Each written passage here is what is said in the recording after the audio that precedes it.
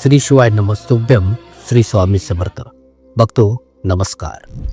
बघतो जसं की आपणा सर्वांना माहीतच आहे की दोन तारांमधून विद्युत ऊर्जा ही प्रवाहित होत असते. ही विद्युत ऊर्जा एका तारेमधून कधीही प्रवाहित होऊ शकत नाही. आता हे सांगण्याचे तात्पर्य हे की आज घराघरात दिवा लावला जातो. कापसाची एक वात बनवतात, तिला दिव्यात ठेवून तेल ओतून पेटवतात आणि मोकळे होतात. जर एका तारेच्या माध्यमातून कोणती ऊर्जा ॲक्टिव्ह होऊ शकत नाही, तर एका वातीने ती ऊर्जा कशी काय कार्यान्वित होऊ शकते. अगदी तसेच दिवस रात्र, ऊन सावली, अग्नी पाणी, देव राक्षस, काया माया, स्त्री पुरुष अशा दोन दोन गोष्टींनीच हे सृष्टी बनलेली आहे. म्हणजेच दोन गोष्टींच्या संगमाने हा पूर्ण संसार चालतो आहे. आजही बरीचशी लोक बऱ्याच पिढींपासून आपल्या देवतेपाशी दिवा प्रज्वलित करत आहेत, तरीही त्यांना कृपा प्राप्त होत नाही. याचे सर्वात महत्त्वाचे कारण हे आहे की ते लोक दिव्यामध्ये दोन वाती एकत्र करून दिवा प्रज्वलित करत नाही, एकाच वातीचा वापर करतात. पॉझिटिव्ह आणि निगेटिव्ह ऊर्जेशिवाय शक्तीची उत्पत्ती होत नाही. बघतो वेद परंपरा, सनातन धर्म, जैन धर्माच्या संपूर्ण शास्त्रीय विज्ञानानुसार दोन वस्तूंनी दोन गोष्टींनीच कोणतीही ऊर्जा शक्ती ही कार्यान्वित होत असते.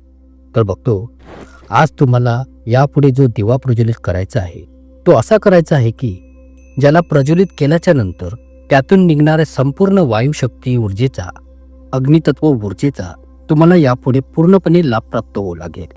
जेणे की तुमच्या जीवनातील, तुमच्या घरातील कोणत्याही प्रकारच्या समस्या, अडचणी, तसेच तुमच्यावरील किंवा तुमच्या घरावरील कोणत्याही प्रकारच्या वाईट शक्ती, काळी जादूटोणा, क्रिया करणे किंवा वाईट नजर अशा प्रकारच्या कोणत्याही समस्यांची संकटे जर असतील तर आता यापुढे निश्चिंत व्हा.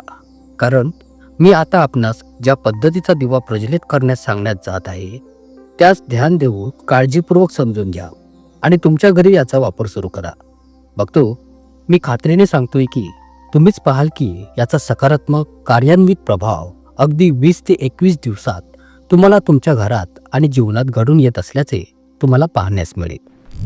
तर यात बघतो सर्वात प्रथम तुम्हाला कलाव्याच्या वातीचा धागा घ्यायचा आहे. यालाच मोलीचा धागाही असे बोलले जाते. म्हणजेच तुम्हाला आता समजून सांगायचे तर कोणत्याही तीर्थस्थानी अथवा मंदिर परिसरातील छोट्या मोठ्या दुकानात जो लाल पिवळ्या रंगाचा जाड धागा विकत मिळतो, ज्याला काही लोक आपल्या हातात बांधण्यासाठीही वापरतात, तो म्हणजे कलावा किंवा मोलीचा धागा असतो. तर बघतो या धाग्याचाच आपण आपला दिवा प्रज्वलित करण्यासाठी वापर करायचा आहे. तर या कलाव्याच्या धाग्याला घेऊन त्याचे 2 शेडे सोडवून घ्यावे. त्या 2 शेड्यांचा वापर आपण 2 वाती एकत्र करून दिवा प्रज्वलित करण्यासाठी करायचा आहे. या सोडवलेल्या कलाव्याच्या धाग्याच्या दोन्ही शेड्यांना समांतर मापात कापून एका प्लॅस्टिक डब्यात भरून ठेवायचे आहे. आता जर तुम्हाला भैरव देवाचा दिवा प्रज्वलित करायचा असेल, शनी देवाचा दिवा प्रज्वलित करायचा असेल, हनुमानाचा दिवा पेटवायचा असेल तर तिळाच्या तेलाचा वापर करावा. बाकी सर्वांसाठी देशी तुपाचा दिवा चांगला आहे. असा दिवा करावा ज्याने तुमचे कल्याण होईल.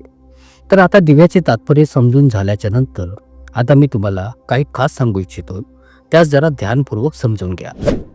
तर या सर्वात प्रथम जर बघतो तुमच्या घरामध्ये कोणती समस्या, अडचणी व परेशानी आहे, तुम्हाला जर असे वाटत आहे की कोणीतरी मला किंवा माझ्या घरावर काही जादू क्रियेने बांधून ठेवलेले आहे, कोणी शत्रू मला त्रास देत आहे आणि याने तुम्ही त्रासून गेलेले आहात, तर एक छोटासा मातीचा दिवा घ्या.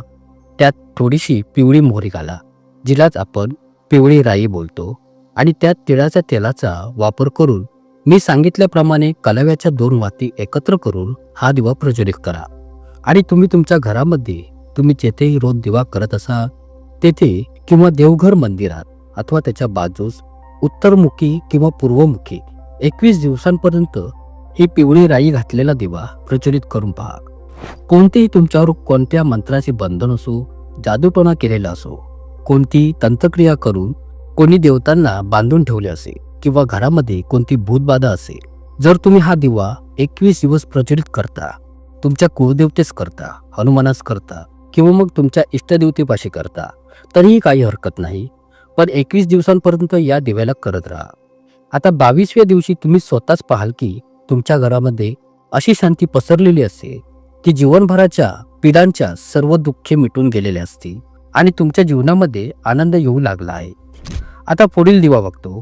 तो असा आहे की जर तुम्ही इच्छित आहात की नोकरी व्यापार धंद्यात तुम्हाला वाढ पाहिजे आहे, घरामध्ये सुख शांती पाहिजे असेल, धनसमृद्धीची वाढ व्हावी असे तुम्हाला वाटत असेल, दारिद्र्याला नष्ट करायचे असेल, तर तुम्हाला सर्वात प्रथम भीमसेनी कापूर घ्यायचा आहे आणि 2 वेलच्या घेऊन एका दिव्यात शुद्ध देशी तूप घालून त्यात मोलीच्या 2 वाती एकत्र करून त्या दिव्यास जर तुम्ही 21 दिवसांपर्यंत प्रज्वलित करता तर तुमचे जीवनभराचे दारिद्र्य निघून जाईल आणि तुमच्या जीवनामध्ये आनंद व कल्याण भरभरून येत राहील.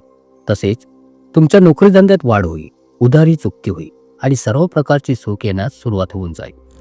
आता पुढे जर तुम्ही असा विचार करत असाल की माझ्यावर खूपच नजर लागलेली आहे, माझे कोणते काम होत नाहीये, आपली मुलं तुमचे अजिबात ऐकत नाही किंवा घरातील मुलगा किंवा मुलगी कोणत्या वाईट व्यसनात अडकून गेलेले आहे, वाईट मार्गांना लागलेले आहे, कोणत्या चुकीच्या संबंधात फसलेले आहे, तर तुम्ही थोडीशी काळी मिरी घेऊन त्यात थोडी देशी तूप घालून मोलीच्या 2 वातींना एकत्रित करून 21 दिवसांपर्यंत हा दिवा आपल्या कुळदेवतेला प्रज्वलित करा. याने तुमची मुलं अगदी लाईनवर येतील, तुमचे ऐकण्यास सुरुवात करतील, घरातील इतर पारिवारिक सदस्यही योग्य मार्गावर येतील. काळ्या मिरीने वाईट नजर जादूटोणा घरातून निघून जाईल आणि घरामध्ये शांती, सुरक्षितता, एकता वाढत जाईल. ही सर्व कार्ये काळी मिरी करते बघतो. आता पुन्हा थोडक्यात सांगतो बघतो. पिवळी मोहरीचे काम आहे म्हणजेच की पिवळ्या राईचे काम हे आहे की कोणतीही मांत्रिक क्रिया, टोटका, भूतप्रेत बला संपविणे. यास 21 दिवस केळाच्या तेलात घालून तुम्ही हा दिवा प्रज्वलित करू शकता. भीमसेनी कापूर आणि 2 वेलची वापरून व्यापार, नोकरी धंद्यात वाढ, सुख समृद्धी, दारिद्र्य संपविणे आणि धनप्राप्तीसाठी तुम्ही यास 21 दिवस देशी तुपात करू शकता. आणि मुलांना, परिवारातील सदस्यांना चुकीच्या सवयी, व्यसने सोडवण्यासाठी व त्यांना लाईनवर आणण्यासाठी, एकता, प्रेम आणि कोणत्याही प्रकारच्या बाधेच्या मुक्तीसाठी या काळ्या मिरीचा वापर करून शुद्ध देशी तुपात यास तुम्ही 21 दिवसांपर्यंत करू शकता. तर बघतो अशा प्रकारे पूर्ण दृढ विश्वासाने दिव्याचा योग्य पद्धतीने वापर करून जीवनामध्ये विभिन्न प्रकारचे लाभदायक फळ तुम्ही प्राप्त करू शकता. कारण या प्रत्येक वस्तूतील उपस्थित असलेल्या शक्तीला त्या दिव्यातील प्रज्वलित केल्याने ती शक्ती तुमच्या घरामध्ये कार्यान्वित होऊन तिचे तेज व प्रभावी शक्ती घरामध्ये व जीवनामध्ये वास करू लागते, ज्याने तुमचे जीवन बदलण्यास सुरुवात होऊन जाते.